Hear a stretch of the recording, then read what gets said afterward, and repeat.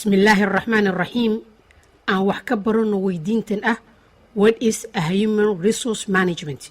Human resource management oo loo soo gaabiyo HRM waxaan ku qeexi karnaa in ay tahay maareynta ama maamulidda kheyraadka ugu qiimaha badan ee shirkadda midaas oo ah shaqaalaha.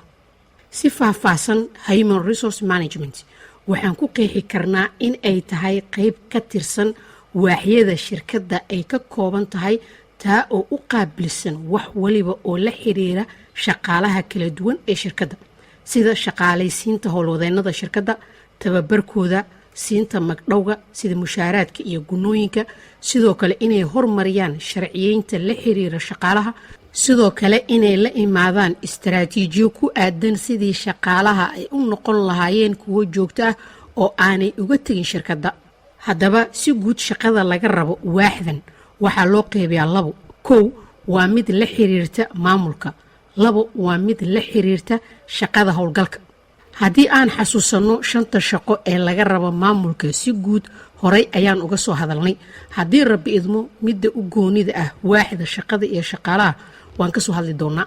markana haddii aan isla aragno qaybta labaad oo ah shaqada howlgalka ee waaxda shaqada iyo shaqaalaha laga rabo, waxa ugu muhiimsan inta hortiina ka muuqata waana cutubyo kala duwan oo laga soo hadlo maadada human resource management. haddii rabbi idmo mid ayaan uga soo hadli doonaa sharaxaadaha kala duwan ee soo socda. markana aan isla aragno waa maxay human resource manager. waxaan ku qeexi karnaa qofka maamula waaxda shaqada iyo shaqaalaha. qofkaana waa isku xiraha shaqaalaha iyo loo shaqeeyaha, waana qofka ka mas-uulka ah axwaasha shaqaalaha.